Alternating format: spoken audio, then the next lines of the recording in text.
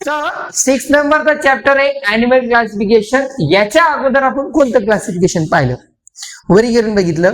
8th स्टँडर्डला आपण एक lesson पाहिलं होता, पहिला चॅप्टर होता, त्याचं नाव होतं काय, living word and classification of microbe. त्याच्यामध्ये 5 वेगवेगळ्या सायंटिस्टने आपल्याला क्लासिफिकेशन सांगितलं होतं. त्याच्यामध्ये कार्लिनियस होता, त्याच्यामध्ये कोपलँड होता, त्याच्यामध्ये चॅटन होता, बरोबर. आणि त्यानंतर जो 5वा सायंटिस्ट होता तो होता R.H. Whittaker, Robert Harding Whittaker. त्या शास्त्रज्ञानं आपल्याला क्लासिफिकेशन सांगितलं. त्यानुसार आपल्याला त्याचा जो चार्ट आहे या ठिकाणी आपल्याला दिलेला आहे की लिव्हिंग वर्ड जे आहे, लिव्हिंग ऑर्गॅनिझम जे आहे ते त्याच्या सेलमध्ये जे न्यूक्लियस आहे त्या न्यूक्लियर वरती मेम्ब्रेन आहे की नाही, त्यानुसार त्याचे 2 क्लास करतात.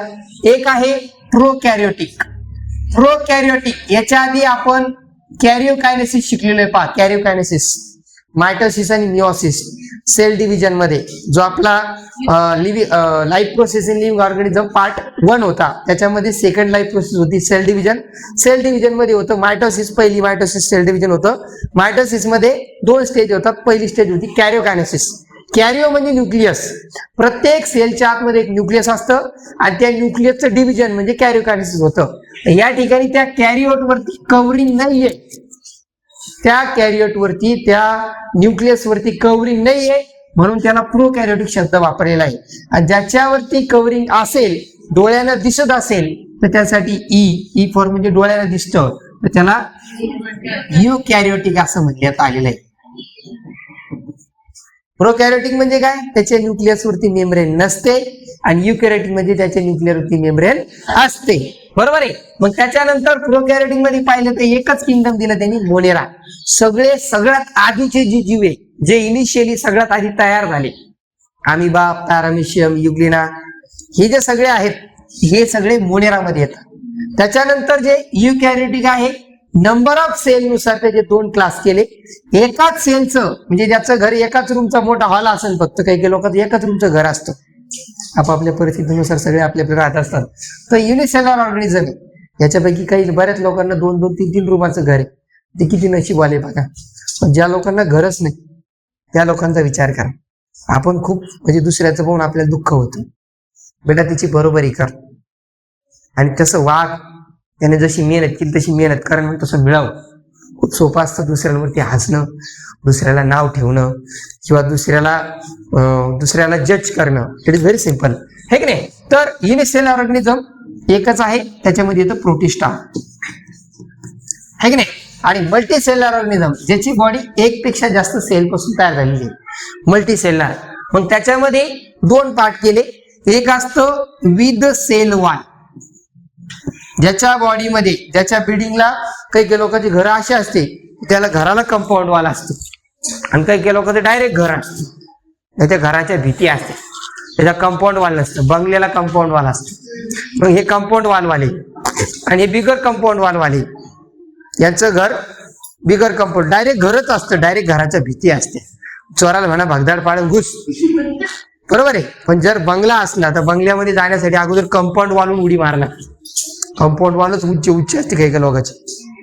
आणि शेर, वाघ, सिंह हे असे बंगल्यात राहत असते. क्लास 1 ऑफिसर, क्लास 2 ऑफिसर याला बंगला असतो. आणि आपले लोक मिडल क्लास लोक, ग्रुप 2, ग्रुप 3 हे लोक जे आहे ना, हे असे रो हाऊस मध्ये राहते. रो हाऊस, त्या दोन्ही भीती त्याच्या नसत्या, शेजाऱ्याच्याच असते, मधल्या भीती असते, बरोबर आहे. तर विथ सेलवाल वाले आहेत 2 जण, आणि विदाउट सेलवाल जे आहेत ते आहे एकच. आता विथ सेलवाल जो आहे, मग त्याच्यानंतर न्यूट्रिशनचा विचार केला. न्यूट्रिशनचा विचार केला म्हणजे हे स्वतःच अन्न स्वतः तयार करतं का. अगर खुद का खाना खुद बनाता है तो वो होता है तुम्हारा, वो क्या होता है तुम्हारा, ऑटोट्रॉफिक. खुद का खाना खुद बनाता है. और दूसरा वाला जो है वो खाना खुद नहीं बनाता है, वो है तुम्हारा हेट्रोट्रॉपिक. तर ऑटोट्रॉपिक मध्ये किंगडम आहे प्लांटिक, वनस्पती आणि प्लांट. याचं क्लासिफिकेशन आपण लास्ट इयरला पाहिलेले आहे का लक्षात. लास्ट इयरला कोणते 2 क्लास होते त्याचे, 2 होते, 2 क्लास. एकाला सीड येत होतं, एकाला येत नव्हतं. क्रिप्टोगॅमी आणि फॅनोरोगॅमी. क्रिप्टोगॅमीमध्ये तीन डिव्हिजन होत्या, थॅलोफायटा, ब्रायोफायटा आणि टेरिडोफायटा. आणि त्याच्यानंतर फॅनोरोगॅमीमध्ये दोन होते, एक अँजिओस्पर्म आणि जिम्नोस्पर्म. अँजिओस्पर्म म्हणजे काय, ज्यांच्या सीडवरती कव्हरिंग असते, आणि जिम्नोस्पर्म म्हणजे काय, नो स्पर्म म्हणजे सीडवरती कव्हरिंग नाही, मग ते जिम्नोस्पर्म होतो. ज्याचा आसन त्याला अँजिओस्पर्म म्हणायचे. अँजिओस्पर्म मध्ये सुद्धा सीडचे दोन भाग होतात की नाही, दोन भाग होत असेल त्याला डायकॉटिलेडस म्हणायचे. जर सिंगल सीड असेल त्याला मोनोकॉट म्हणायचे. बरोबर आहे. तर ते प्लांटचं क्लासिफिकेशन होतं. ह्या तिघाचं, मोनेराचं, प्रोटिस्टाचं आणि किंगडम फंगीचं, या तिघाचं क्लासिफिकेशन आपण 8th स्टँडर्डच्या पहिल्याच चॅप्टर मध्ये पाहिलं. क्लासिफिकेशन ऑफ मायक्रोब मध्ये येतात ही फंगी, प्रोटिस्टा आणि मोनेरा. ही मायक्रो आहे, त्याचे साईज आपल्या डोळ्याला दिसत, त्याच्या मायक्रोमीटर मध्ये साईज असते, मायक्रो, नॅनो, मिली मध्ये. बरोबर आहे. आणि मग हे जे प्लांट हे उघड्या डोळ्याला दिसते आपल्याला, आणि हे पण दिसते. याचं क्लासिफिकेशन आपण बघणार आहे. हा आपला 10th स्टँडर्डचा चॅप्टर आहे, ॲनिमल क्लासिफिकेशन. मग ह्या ॲनिमल क्लासिफिकेशनची हिस्ट्री आपल्याला दिलेली आहे. हिस्ट्री कोणी कोणी इनिशियली सुरुवात केली, तर सायंटिस्टचं त्याचा नाव लिहायचं, त्याचा क्रायटेरिया लिहायचा, किंवा एक काम करा, त्याची मेथड लिहायची, त्या मेथडला नाव काय दिलेलं आहे. बरोबर आहे. आणि त्याचा क्रायटेरिया या ठिकाणी लिहायचा. सायंटिस्ट हे पहिला अरिस्टॉटल. कोणता टॉटल? अरिस्टॉटल. अरिस्टॉटलची मेथड जी आहे ती मेथड आहे आर्टिफिशियल मेथड. कोणती? आरती नाही, आर्टिफिशियल मेथड. त्याचा क्रायटेरिया काय काय होता? Classification criteria for the classification is काय होतं? काय काय होतं? यस, किधर है वो, किधर है? हाँ, बॉडी साइज है, बॉडी साइज. हैबिट नहीं है, हैबिटेट है. हैबिटेट म्हणजे राहण्याची जागा. पानी में रहते हैं, जमीन पे रहते हैं, हवा में रहते हैं, एरियल है, एक्वेटिक है, या टेरेस्ट्रियल आहे, जमिनीवर राहतात. बरोबर आहे. त्याच्यानंतर हॅबिट पण आहे, जे सवयी. त्याच्या सवयी काय खातं ते? अन्न खातं का, शेण खातं का, माती खातं, काय खातं ते? काही अन्न खाऊन पण शेण खाल्ल्यासारखं वागतात, ते विषय वेगळा आहे. ठीक आहे. आर्टिफिशियल मेथड आणखी कोणी फॉलो केली? तर आणखी ही मेथड फॉलो केली बघा, थिओफ्रेस्टस, प्लिनी, लिनियस. त्याच्यानंतर अजून कोण कोण आहे रे? जॉन रे. कोणता रे? जॉन बनेगा डॉन रे. याची मेथड हीच आहे. क्रायटेरिया काय केलं त्यांनी? नो चेंज, काही चेंज नाही केला. ठीक आहे, हे सेम लिहायचं आहे. त्याच्यानंतर आली एक नवीन मेथड. ती नवीन मेथड कोणती आहे? नवीन मेथड आहे नॅचरल सिस्टीम ऑफ क्लासिफिकेशन. कोणती आहे? नॅचरल सिस्टीम कोणी सांगितली? डॉम्बझस्की आणि Mayr. Dobzhansky, Levitsky, Mayr. Okay. त्याचा क्रायटेरिया काय सांगितला होता? क्रोमोझोम आहे, टाइप्स ऑफ सेल आहे, बॉडी ऑर्गनायझेशन.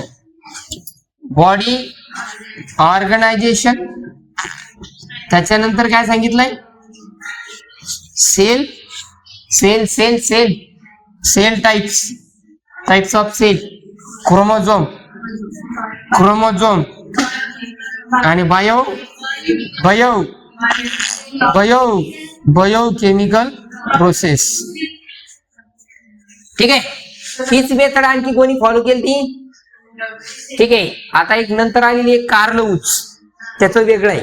ठीक आहे, त्याचं काय आपल्याला एक्स्ट्रा इन्फॉर्मेशन दिली नाही. तर हा आपला हिस्ट्री आहे क्लासिफिकेशनची. बरोबर आहे. की आपण चार्ट तयार करायचं. आता क्लासिफिकेशन का करायचं, कसं का करायचं क्लासिफिकेशन, त्याचे बेनिफिट काय काय आहे? सगळ्यात पहिलं, study of animal becomes convenient. ॲनिमलची स्टडी करणं सोपं जातं. आणखी काय सांगितलं? Study of few animals from a group of health to understand the entire animal group. एखाद्या ग्रुपच्या एका ॲनिमलचं स्टडी केलं, बाकी सगळ्या ग्रुपचं स्टडी आपल्याला करायला सोपं जातं. बाकीचे विषय आपण गेस बांधू शकतो. Gives idea about animal evolution. Animal इव्होल्युशनची आपल्याला काय भेटते, आयडिया मिळते, माहिती मिळते. Animals can be easily identify with great accuracy. अचूकतेनं कुठलाही अॅनिमल आपल्याला काय करता येतो, ओळखता येतो. त्याच्यानंतर काय सांगितलं, it helps to understand the relationship of the animal with other living organism. त्या अॅनिमलचं अदर लिव्हिंग ऑर्गॅनिझम सोबत रिलेशन काय आहे, काय काही समवाय वगैरे आहे का, काही कनेक्टिंग लिंक वगैरे आहे का, इंटरलिंकिंग आहे का, ते आपल्याला त्या ठिकाणी कळतं. त्यानंतर काय सांगितलंय, it helps to understand the habitat of each animal of its exact role in the nature. दोन गोष्टी कळतात, ते राहतं कुठं ते कळतं, दुसरं गोष्ट त्याचा रोल काय आहे निसर्गामध्ये. ते प्रोड्युसर आहे, ते कंझ्युमर आहे, ते डिकम्पोजर आहे. मग ते कंझ्युमर आहे तर कोणतं कंझ्युमर आहे, प्रायमरी आहे, सेकंडरी आहे, टर्शरी आहे का, ते मिक्स आहे, बरोबर आहे, ते आपल्याला सांगता येतं. It helps to understand various adaptation shown by animal. Wow, adaptation पण कळतं, नेमकं याला स्वतःला कशा पद्धतीने ऍडजस्ट केलेलं आहे. एव्हरीवन, डार्विनने सांगितलेलं आहे आपल्याला की प्रत्येकाला काय करायला लागतं, आपल्यामध्ये चेंजेस करावे लागत असतात. त्या चेंजेसनुसारच आपण ह्या सर्वाइवल ऑफ फिटेस्ट, जो फिट है, जो अपने आप में बदलाव लाता है, वही जीता है, जागता है, रहता है, सर्वाइव करता है और दुनिया पे राज करता है. उसके लिए अपने आप को खुद को कंट्रोल करना पड़ता है, ब्रेक दबाना पड़ता है, नहीं तो गाड़ी धड़ धड़ धड़ धड़ बजती है की नाही, होता है वैसे. ठीक आहे, हे झालं आपलं क्लासिफिकेशनचा पार्ट. ओके, त्याच्यानंतर आता पुढचा आहे traditional method of animal classification. Traditional method मध्ये आपण एक पॉइंट पकडला आणि त्या एका पॉइंटला पकडून काय केलं, अॅनिमलचं क्लासिफिकेशन केलेलं आहे. त्यासाठी काय सांगितलंय की त्याच्यामध्ये नोटोकॉर्ड प्रेझेंट आहे की नाही. नोटोकॉर्ड म्हणजे काय, आपल्या बॉडीला सपोर्ट करणारा एक पार्ट आहे. जसं आपल्या पाठीचा कणा आहे, कणा एक कविता आहे, नंतर तुम्हाला सांगेन मी. तर पाठीचा जसा आपल्याला कणा आहे ज्याच्यामुळे बॉडी स्ट्रेट राहते, बरोबर आहे. नाही तर आपली बॉडी जर पाठीचा कणा नसता तर कशी असते, बारीक असतो, आपण एकदम असं जेली सारखं झालो असतो, जिकडं लोळले तिकडंच गोळले. कोरडाटा नोटोकॉर्ड प्रेझेंट आहे की नाहीये, जर नसेल तर त्याला म्हणायचं नॉन कॉर्डाटा, आणि जर असेल तर त्याला म्हणायचं कॉर्डाटा. जनरली त्याला वर्ड आहे नॉन कॉर्डाटा आणि कॉर्डाटा. नॉन कॉर्डाटा आणि कॉर्डाटाचं क्लासिफिकेशन आपल्याला आलं पाहिजे, डिफरन्स बिटवीन आलं पाहिजे. तर नॉन कॉर्डाटाचे क्रायटेरिया काय, कॅरेक्टरिस्टिक्स काय, पहिलं सांगितलं आपल्याला. ऑलरेडी आपण त्याचं क्लासिफिकेशन केलेलं आहे, कशानुसार, नोटोकॉर्ड प्रेझेंट आहे की नाही म्हणून. मग सांगायचं की त्याच्या बॉडीला नोटोकॉर्डचा सपोर्ट नसतो. कोणाला, आउटेसरला नाही, नोटोकॉर्डला, नॉन कॉर्डाटाला. कॉर्डाटाच काय सांगितलं की त्याला बॉडीला नोटोकॉर्डचा सपोर्ट असतो. डिफरन्स बिटवीन लिहून काढायचं, म्हणजे कम्पॅरेटिव्हली 2 मार्काचं करून टाकायचं. एक्झाम मध्ये नॉन कॉर्डाटा आणि कॉर्डाटाचं क्लासिफिकेशन विचारलं जात असतं, डिफरन्स बिटवीन विचारलं जात असं. सगळ्यात आधी सांगायचं हे जे क्लास तयार केले आपण हे नोटोकॉर्ड नुसार केलेले आहे. हा, मग नोटोकॉर्ड कोणामध्ये असतं, तर कॉर्डाटामध्ये असतं. नोटोकॉर्ड कोणामध्ये नसतं, नॉन कॉर्डाटामध्ये. आणखी काय सांगितलं याच्यामध्ये, फॅरिंगल गिव्ह स्लिट आर ॲब्सेंट. हे विचारा त्यांना, ते सांगतील तुम्हाला काय. फॅरिंगल गिव्ह स्लिट म्हणजे काय की आपल्या माउथ मध्ये असे काट्या सारखा पार्ट आहे, जो आपल्या ॲलिमेंटरी कॅनल मध्ये सुद्धा आहे, अन्ननलिकेमध्ये. त्या ठिकाणी काय केलं जातं, जे फूड आहे ते पुढं पास करण्यासाठी हेल्प केली जाते. त्याला ब्लड सप्लाय असतो आणि आपले लोक चहा ओत पूर्ण कार्यक्रम पूर्ण एवढा जाग्याचा. हे जी ट्यूब आहे ना आपली, जी ट्यूब माउथ पासून म्हणजे थ्रोट पासून कुठपर्यंत येते, ती थ्रोट पासून स्टमक पर्यंत, तिथपर्यंत जी ट्यूब आहे त्याला फूड जे आहे ते कसं गेलं पाहिजे, स्टेप बाय स्टेप गेलं पाहिजे, इन झालं पाहिजे. फूड को ट्रांसपोर्ट आगे ढकेलने के लिए, पुश करने के लिए क्या होता है, छोटे छोटे पार्ट होते हैं ऐसे, वो क्या करते हैं, आगे आगे ढकलते हैं. तो वो फैरिंगल गिव्ह स्लिट नॉन कॉर्डाटा में एब्सेंट है और कॉर्डाटा में प्रेजेंट है. ठीक है, उसके बाद इनको लंग्स भी होता है रेस्पिरेशन के लिए, लंग्स. ठीक है. तीसरी बात क्या बोला उन्होंने कि जो नर्व कॉर्ड यानी क्या, जैसे हमारे बॉडी में पीछे क्या है, यहाँ पर स्पाइनल कॉर्ड है. स्पाइनल कॉर्ड जो हमारे पूरे बॉडी के जो सेंसेशन है वो सेंसेशन ब्रेन तक पहुंचाता है. वैसे इन एनिमल में, ह्या एनिमल मध्ये नर्व कॉर्ड आहे का, असेल तर तो व्हेंट्रल साइडला असतो. व्हेंट्रल म्हणजे पुढं आपल्याला पाठीमागून नये, पण ह्या एनिमलला पुढून असतो. आणि त्यांचं हार्ट पाठीमागून असतो. बघा, हार्ट डॉर्सल साइडला आहे. हर्ट जे आहे त्यांना ते पाठीमागून असतं, पृष्ठ बाजूला वरच्या बाजूला असतं, कारण हे अॅनिमल पाण्यामध्ये राहतात जास्त करून किंवा जमिनीवर रेंगत असतात, त्याच्यामुळं अर्थवरचे सेन्सेशन त्यांना भेटले पाहिजे. हर्टच्या बाबतीमध्ये सांगायचं यांचं हर्ट ही कुठं असतं, डॉर्सल साईडला, त्यांचं सांगायचं व्हेंट्रल साईडला असतं, खालच्या बाजूला असतं, समोरच्या बाजूला असतं.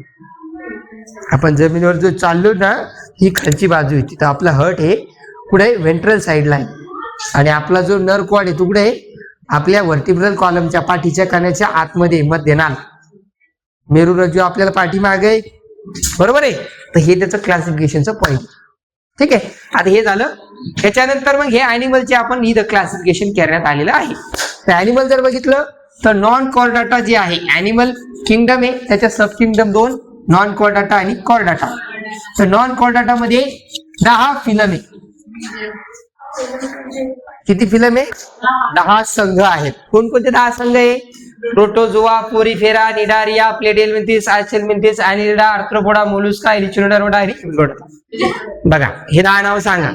ओके, प्रोटोझोआ आहे बघा तिकडं, प्रोटोझोआ, पोरिफेरा, निडारिया किंवा सिलेंट्राटा, त्याच्यानंतर प्लेटिहेल्मिंथेस, आयसेल्मिंथेस, ॲनिलिडा, आर्थ्रोपोडा, मोलुस्का, एचिनोडर्माटा आणि हेमिकॉर्डाटा. हे 10 आहेत, बरोबर आहे. हे 10 अॅनिमल आहेत. ठीक आहे, हे कशाचे आहेत? हे फिलम आहे कोणाची? नॉन कॉर्डाटाची. कॉर्डाटामध्ये काय केलेलं आहे? फिलम एकच आहे, पण त्याचे 3 सब फिलम केलेले आहेत. सब फिलम किती आहे? उपसंघ किती आहे? 3. कोणकोणते आहे? तो पहिला युरोकॉर्डेटा आहे, दुसरा सेफॅलोकॉर्डेटा आहे आणि तिसरा व्हर्टिब्रेटा आहे. व्हर्टिब्रेटाचे 6 क्लास आहे. व्हर्टिब्रेटाचे 6 क्लास कोणकोणते? सायक्लोस्टोमाटा आहे. ओके, पहिला सायक्लोस्टोमाटा आहे, दुसरं काय आहे तिथं? पिसेस, मत्स्य आहे की नाही, पिसेस आहे, ऍम्फिबियन आहे, रेप्टाईल आहे, एव्ज आहे आणि शेवटचं मॅमलिया. आपण इथं येतो मॅमलियामध्ये.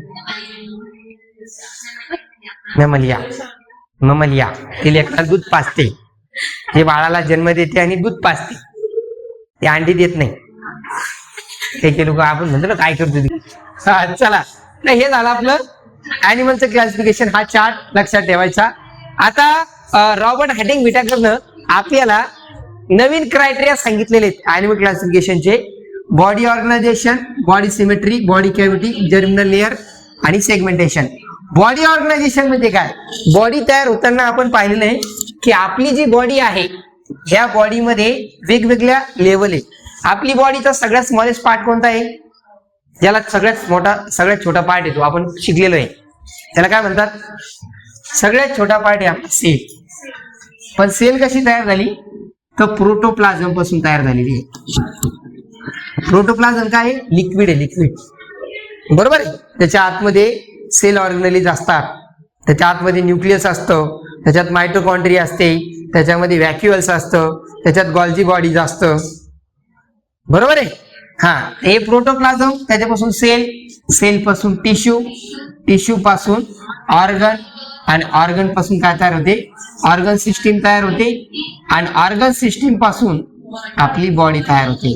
तर बॉडी ऑर्गनायझेशन सांगताना आपल्याला हे सांगता आलं पाहिजे. सगळ्यात अगोदर जे युनिसेल्युलर अॅनिमल आहे, युनिसेल्युलर, अमिबा, पॅरामेशियम, त्यांच्यामध्ये आहे प्रोटोप्लाझमिक ग्रेड ऑर्गनायझेशन. जर समजा अनेक सेल एकत्र आल्या पण त्याच्यापासून टिश्यू तयार झालंच नाही, तर हे असतं तुमचं सेल्युलर ग्रेड ऑर्गनायझेशन. हे कोणामध्ये आहे? पोरिफेरामध्ये. जो सेकंड ग्रुप आहे, जो पहिला पहिला काय आहे? काय पहिलं? प्रोटोझोआ आहे, प्रोटोझोआ. ठीक आहे, कोण आहे? बसा इथे, बसा पाठीमागं. प्रोटोझोआ मध्ये काय येतं? प्रोटोप्लाझम, सिंगल सेलर अॅनिमल आहे. त्याच्यानंतर सेलर लेवल ऑर्गनायझेशन कोणामध्ये? फक्त सेल कंबाईन आलेले आहेत, त्याच्यापासून टिश्यू तयार झालेल्या नाही. ते कोणामध्ये? तो सेकंड फिलम आहे आपला. कशाचा? या नॉन कॉर्डाटाचा सेकंड फिलम. त्याच्यामध्ये फक्त सेल आहेत खूप मोठ्या, कॉलर सेल त्याच्यामध्ये. त्याच्यानंतर टिश्यू, सेल टिश्यू लेवलचं ऑर्गनायझेशन. सेल पासून टिश्यू कोणामध्ये तयार झाल्या? त्या तयार झाल्या निडारियामध्ये. पहिलं सेल पासून टिश्यू तयार झाल्या, सेल टिश्यू ऑर्गनायझेशन. टिश्यू पासून ऑर्गन तयार झाले, तर ऑर्गन टिश्यू लेवलचं ऑर्गनायझेशन. हे कोणामध्ये येणार? हे तर प्लेटिहेल्मिंथेस मध्ये, प्लेटिहेल्मिंथेस.